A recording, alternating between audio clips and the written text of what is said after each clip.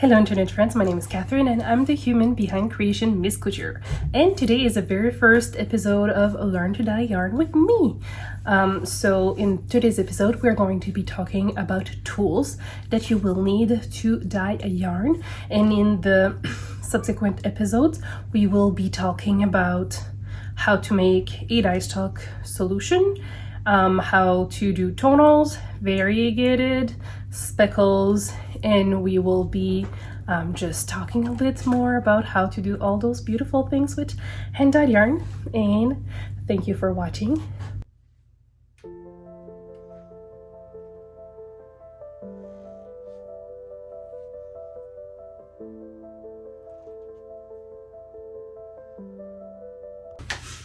Hello and welcome to the studio. In today's episode, we're going to talk about tools, all the tools that you will need to dye yarn. And I would say the most important thing is that if you're going to be using those things to dye yarn, just use them for yarn. They cannot ever be used for food processing, anything, cooking, baking.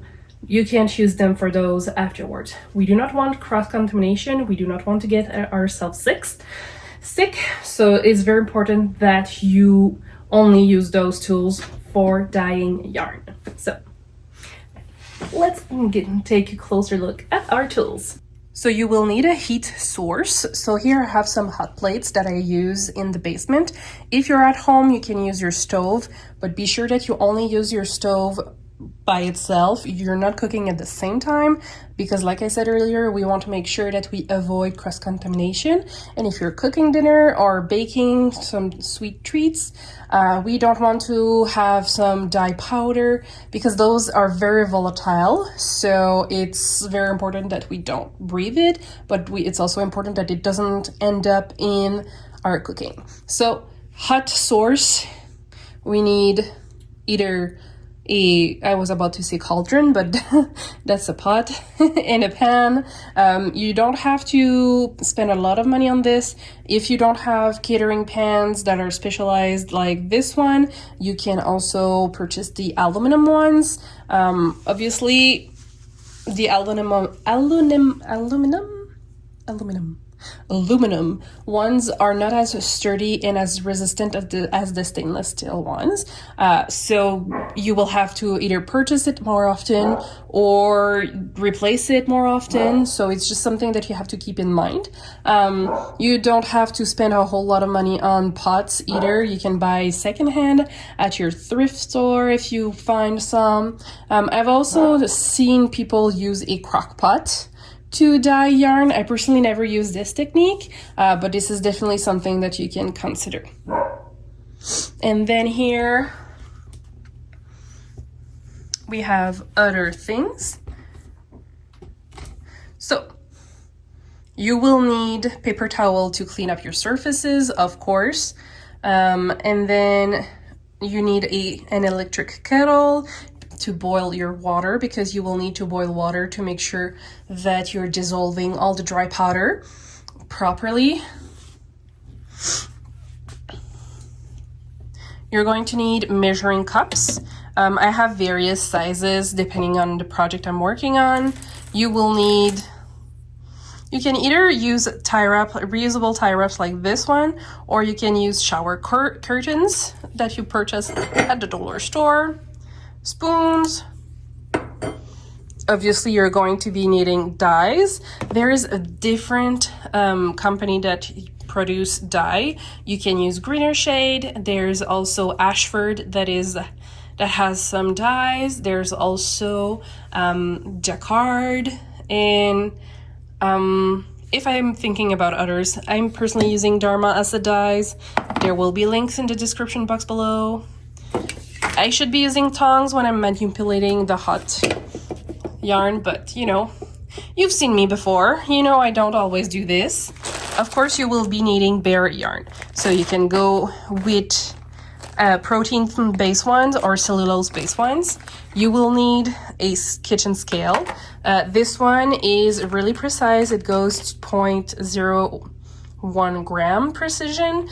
So this is what I would recommend because the dye powders are extremely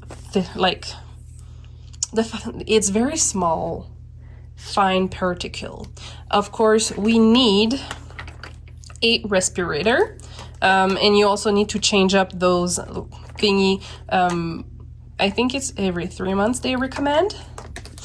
If you're using acid dyes, you will need citric acid. If you're using the Procton ones, you're going to be needing soda ash to fix the dye to your yarn. I do recommend to have a notebook so you can take note of what you're working on, the proportion, how much water was in your pan when you were working on it, also how much dry powder, how much liquid, all of that. So those are the tools that you will need. Like I said, there's a few things here that you don't need to spend a whole lot of money on. However, the few things that I think are a necessity that you should splurge a little bit is a good respirator mask, a good kitchen scale. Those are two things that I think that you should splurge a little bit more.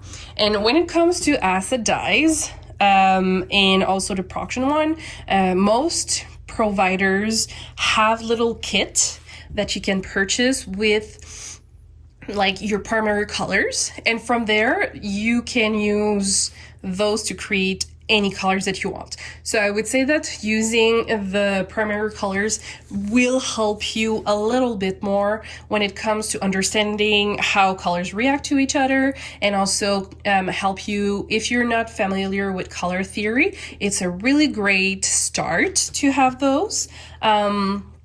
So there's also that.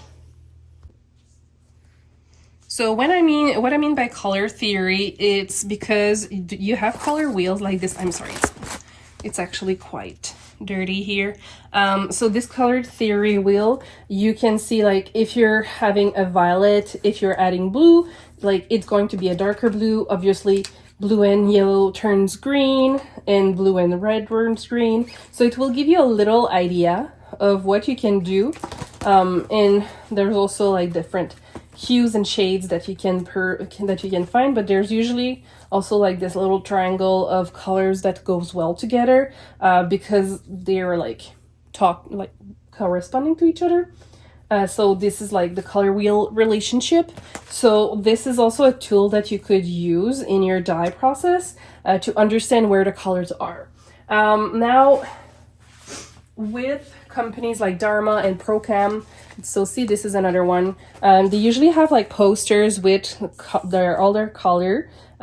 Personally, what I do is that I cut the colors and I stick it on the top of my container, so that way I know what's the color inside. Now, the color swatch on the top of the container is not necessarily what you're going to be ending up, depending on the depth of shades that you're going, depending on the fiber that you have.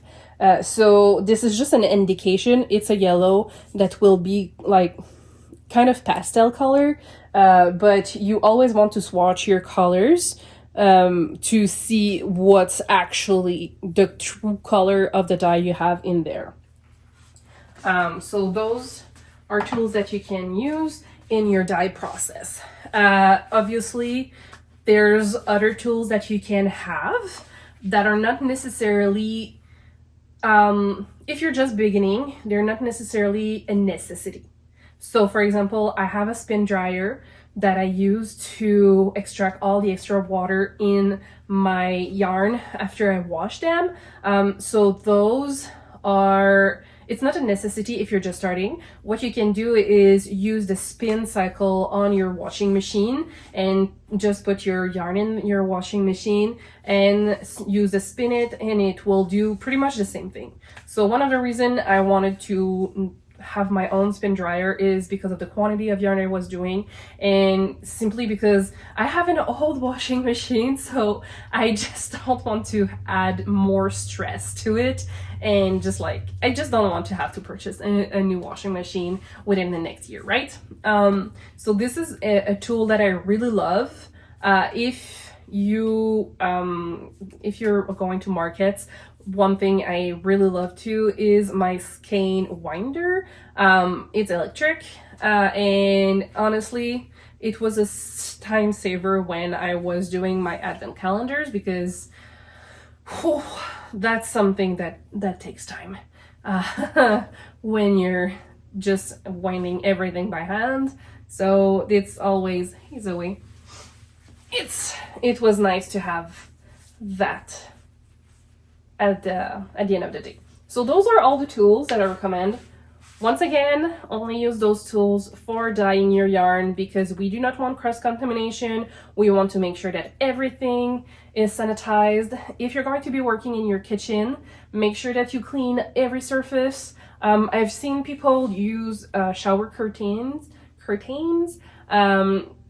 on their surface, so that way they don't spill things on their counter, and it's just an extra safety. So those are the tools you will need, and in the next one we're going to be making the dye solution to dye yarns.